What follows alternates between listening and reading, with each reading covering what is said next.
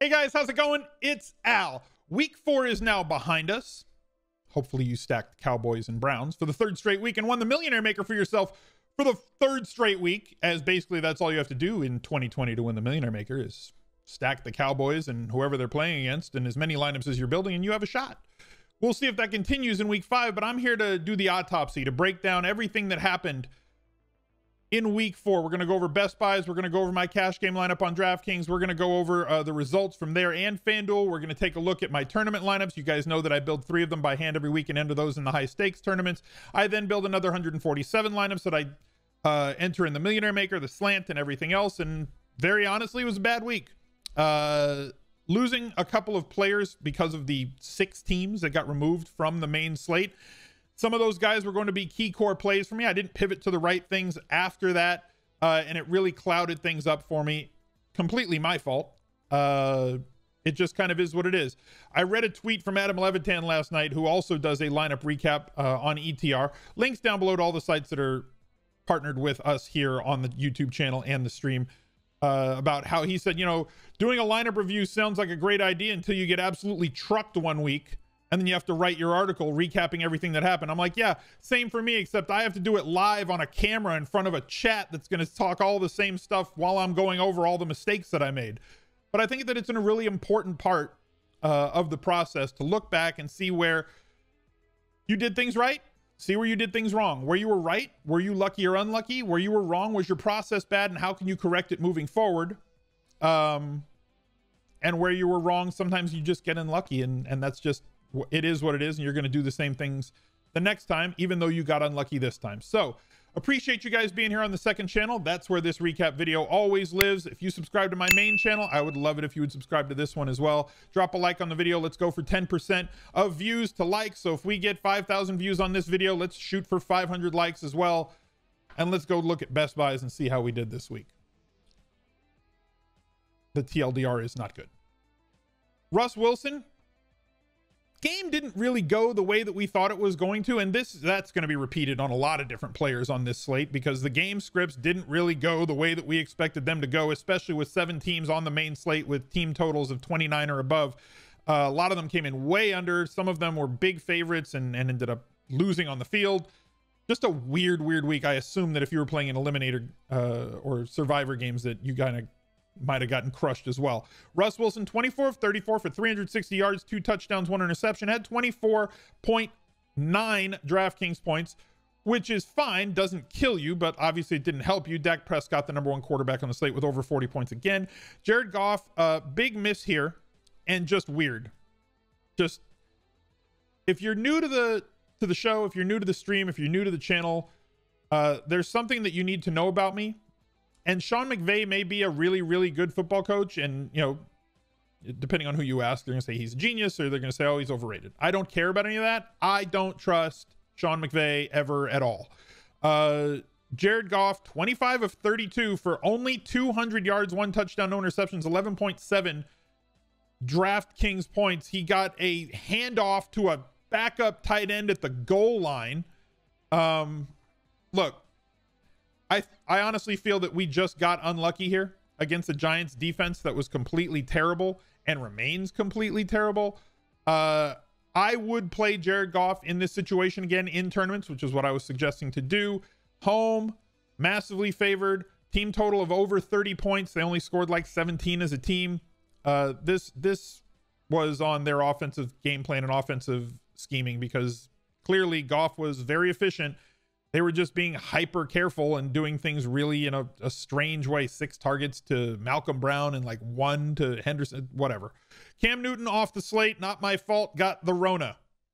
Joe Burrow, 19.1 DraftKings points, 25 for 36, 300 yards, got you the bonus, 1 touchdown, 1 interception, 4 rushes for 11 yards total. 19.1 was fine, over 3x his salary. Baker Mayfield, kind of weird and disappointing that he only threw for 165 and 2 touchdowns on a game where his team scored about 306 points, but all the yards and touchdowns were on the ground, including Odell Beckham Jr., who scored a couple of touchdowns, one on a pass from Jarvis Landry and another on a reverse.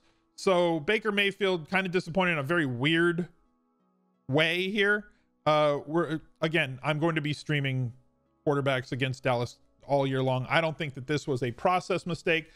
I think that this was a situation where things just kind of went weird for us. So if you want me to take an L on Baker Mayfield, sure, I'm not going to fight you. But like, are you really going to... Here's the thing.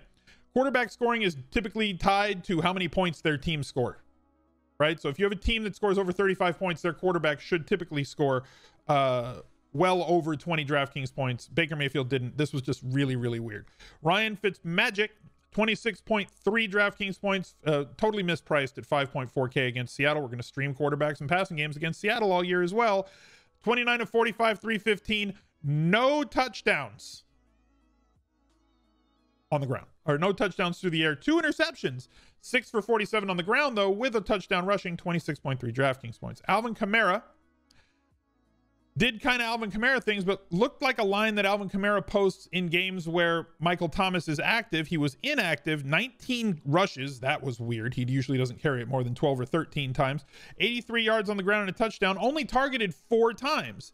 Caught 3 balls for 36 yards, 20.9 DraftKings points. So like, it didn't kill you. He was massively owned in cash games. He was the guy with the super high floor along with Ezekiel Elliott.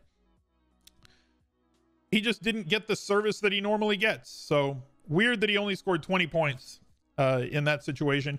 Ezekiel Elliott should have had 4 more points, as he scored a touchdown and did not get credit for it because they refused to review it. They jumped back to the line late in the game and ran another play. He ended with 21.5 DraftKings points. This is why I love Zeke. 7.8K on DraftKings in a game where they were massively behind. He only carried it 12 times for 54 yards, but he had multiple inside the 5 carries, something that we definitely look for. One of them was a touchdown that did not get reviewed, and it would have been if they had sent it up to the booth. But we talked about how he's a game flow independent running back, and when they get behind by a ton, it's not going to matter because they're just going to throw him the ball a lot. 8 catches on 8 targets for 71 yards. 21.5 DraftKings points. Should have been 25.5 DraftKings points for only 7.8K. Every single week, we're just going to have to slam in Ezekiel Elliott if he stays at or below 8K range. You kind of just have to do it. He got there on volume alone with no touchdown scored. Just absolutely sick human being. Kenyon Drake was a miss. I'll take my L here. I am still going to be slamming running backs who get volume against Carolina. 75% of the crowd thought that Carolina was going to lose this game. 75% of the crowd thought this game was going to go over the total. And 75% of the people bet over the 29.5 points that the team total was for Arizona. They did not come close to that. They played horribly on the road. JJ Zacharyson, who, friend of the show, he's been on a podcast with us here before. He's scheduled for a head-to-head battle down the road.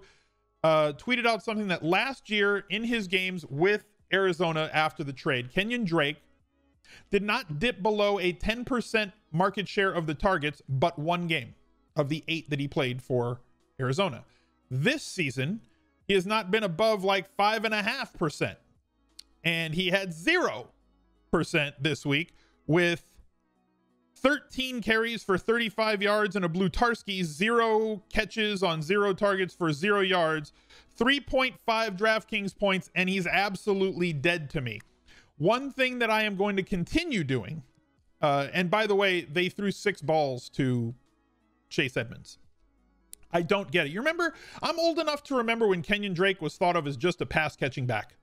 Couldn't carry the ball. Now, basically, Kenyon Drake does not run routes. Now, basically, Kenyon Drake does not get out there and do anything but just pound the ball into the line of scrimmage. And they've turned this dynamic pass-catching back, who's a double threat, into a 3 yards in a cloud of dust grinder, which makes no sense for their offense, which makes no sense with their offensive line in the state that it is, and makes no sense from a standpoint of, if Kenyon Drake's on the field, you don't need to have linebackers that can be in coverage. Linebackers know that if Kenyon Drake is alone in the backfield, they're either going to run it or pass it. He's, just attack.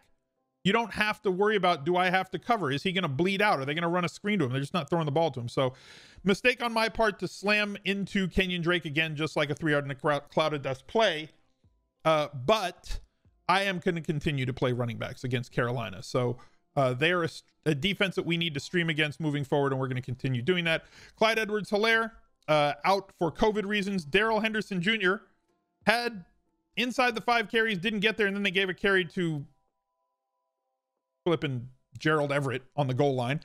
They threw the ball 6 times to Malcolm Brown. Darrell Henderson ends the day with a very disappointing 8 carries for 22 yards, 1 catch on 1 target for 16 yards, and 4.8 DraftKings points. I'll take an L here again. I think that L is on all the Rams. I'm going to take an L, exception of Cooper Kupp, who I really think we just got lucky with, you know, that he got there. So it just kind of, it's one of those things. I don't trust Sean McVay. I haven't trusted Sean McVay for years. Bad on me for trusting Sean McVay in a week where they had over 30, you know, a total of over 30 points. DeAndre Hopkins kind of did subtle DeAndre Hopkins things, but again, this whole game plan was just faulty. They played poorly. They didn't execute on the road here in Carolina. 7 catches on 9 targets, which is good, but only for 41 yards, which I guess is a threat anytime you're being targeted as close to the line of scrimmage consistently as DeAndre Hopkins is. He's going to have to break big plays off blocking or breaking tackles to get there. Only 11.1 DraftKings points. He's a miss, but 9 targets I'm okay with. Michael Thomas did not play. He was injured. Hopefully you didn't play him as well. N'Keal Harry, he was apparently extremely upset that they sat him. He was ready to play and thought that he was going to play the entire week. So he was mad that they did not play him in this game against Minnesota. N'Keal Harry did not play. Damiere Byrd did not play. Cooper Kupp ends the day with 17.7 DraftKings points, 5 catches, 7 targets, 69 nice yards, and a touchdown, with most of it coming on a 55-yarder. So we got bailed out here. We totally got lucky that he became viable. DJ Moore, extremely frustrating because now apparently Robbie Anderson has taken over the DJ Moore role, getting a ton of targets, 8.9 DraftKings points. He was a miss as well. 4 catches on only 6 targets for 49 yards. Again, everybody that I recommended on Carolina missed. Everybody I mentioned on the Rams missed. And I for one am a little bit shocked that it happened against A, the defenses that they were playing, B, the situations that they were in a DVP sort of a matchup, and from a game planning point of view, it just looked really, really bad in retrospect for things that they do. Darren Waller, he was really good. Again, 9 catches on 12 targets, 88 yards from scrimmage, no touchdown, 16.8 DraftKings points for 5.2. Very good. TJ Hawkinson got bailed out by a touchdown and a 2-point conversion here, as he only caught 2 balls on 4 targets, 9 yards, got a touchdown and a 2-point, 10.9 DraftKings points on a day where most of the tight ends didn't really do all that much. Evan Ingram, we talked about this on the stream. I'm not going to get into it because it's way too long for YouTube. If you want the long form stuff, come join us on Twitch. I'm live 6 days a week. We can get more into things, but Evan Ingram just being utilized completely incorrectly. I also talked about this on the Anti-Tinkercast, again, on stream before lock on Sunday morning. He did get 10 targets, so that's exceptional. Caught 6 of them, 35 yards. What? So I'm blaming this on Clapper. This is a problem, and it's a Clapper problem. If you don't know who Clapper is, you'll figure it out sooner rather than later. 9.5 points, which is not terrible, but like, you know, it didn't kill you for 4.4K, but they got to use this gazelle a little bit more, getting him downfield, up the seam, dragging him across the field. They're not using him creatively at all in their offense, and that's the offensive coordinator's problem, aka the Clapper. Dalton Schultz, they are utilizing him well. Essentially, any tight end in this offense, regardless, rip to all my Blake Jarwin shares, because he would have been doing all this and maybe more. 4 catches, 8 targets, 72 yards, 1 touchdown, 17.2 DraftKings points, and he probably had a ride on the Ferris wheel while eating a funnel cake, because the carnival is really nice, and I'm going to keep going back to the carnival being the Dallas Cowboys offense and defense. The Rams defense, meh. The Bucks defense, meh. The Houston's defense, meh. Whatever. Moving on. We're going to take a look here. These are going to be the 3 lineups that I played as soon as I can scroll up. These are the 3 lineups. I had a losing week this week, as you can imagine. If Best Buys doesn't do well, my lineups are not going to do very well. So cash game lineup on DraftKings was Deshaun Watson, Alvin Kamara, Ezekiel Elliott, Mike Evans, who we talked about later in the week. As soon as Godwin was out, if Godwin's out, I go to Mike Evans. right? It's a pretty simple if then, because he's going to get a lot more targets. He got a ton of them. DJ Moore was who I pivoted to, and then I got myself onto Brandon Cooks. It was terrible. Troutman, I'm fine with taking a 0 from a 2.5 tight end. He allowed me to get all the other guys that I wanted. If we look at the top half of this lineup versus the bottom half, it's a tale of two cities. Watson, Kamara, Elliott, Mike Evans are the best of times. DJ Moore, Cooks, Troutman, Henderson, the worst of times. It led me to 110.2. I think I won 20% of my head-to-heads this week, which was trash. My tournament lineups did not cash in the three max games. Looking over at the Wildcat, paid 670. My top one was 142. Looking at that lineup, it was Deshaun Watson with Will Fuller. Will Fuller dropping that. It was a double stack with Fuller and Cooks. Brought that back with Dalvin Cook, who had a great game there. Cooper Kupp, Hawkinson, DJ Henderson, Buccaneers defense. Just nothing worked. But looking at the Millionaire Maker, hey guys, I finished in the top 140 in the Millionaire Maker. Who cares? A lot of people are always wondering, what was your top lineup of the week? Who cares? Right? But here it is, since y'all wanted to see it. Dak Prescott, and again, these are all going to be stacks with bringbacks. Dak Prescott to Dalton Schultz, brought him back with Odell Beckham Jr. I overweighted the field on Odell Beckham Jr. I had about 30%. I thought he'd be around 10 or 11%. He was almost 16% in the Millionaire Maker, which kind of shocked me a little bit. Probably should have gone with Mike Davis and cash over Henderson. I was playing off Henderson as the higher ceiling play with touchdown expectation and carries and everything else. Mike Davis was the better floor play, as we said on Sunday morning. He got there and Henderson didn't. Had Evans in this lineup, another player that I was on about 30%, only 7.3% in the tournament. So, and Joe Mixon was the smash play on the week, who I was underweight on versus a field. Sorry, I was underweight on, but overweight versus the field. I just didn't have like 30% of him. I think I had like 10 or 15, which at 3.8% put you in the driver's seat if you overweighted the field on him in tournaments. But really the play was just stack up both sides of that game, right? Your Baker Mayfield lineups would not have gotten there, but your Prescott double stacks probably did, unless they had Gallup. And then you brought it back with Odell Beckham Jr., who definitely got there as well. Going to be interesting to see how things work moving forward. I would love to show you my FanDuel lineup, but they're currently not found because FanDuel is not paid out on Monday morning for some reason as we're doing this, so I'll read it to you. I had Watson, Elliott, Kamara, Beckham Jr., Cooks, Metcalf, Dalton Schultz, Drake, and the Texans defense in cash there. I think we figured out with the stream that I won about 65%. I had a 60th, 65th percentile lineup, so I won about 65% of my head-to-heads. I also won the vast majority of my high stakes, won $100 and above, because I had Odell Beckham Jr. in cash and a lot of people didn't, and that put me over at the high stakes stuff. And then looking at the cage match between myself and Dude Fantasy Bro, Scott Barrett, his lineup, I was the favorite going into this via the odds made by the odds maker. He, as I said in the replies to the video on YouTube, he has a good lineup. I think he was like a 2 or a 3 point underdog here, and he absolutely smashed me with 190 points to my 105 as all the chalk basically failed. I subbed to Mooney because I had a player out. He subbed to Mike Evans because he had Mike Evans out. He came all the way down to get to him. Just a crazy situation with him having Dalvin Cook and Joe Mixon. Fitzpatrick had a great day. Galladay caught a touchdown. Parker had 24. That was a solid play all week. Mike Evans with 28 points was a great pivot for him.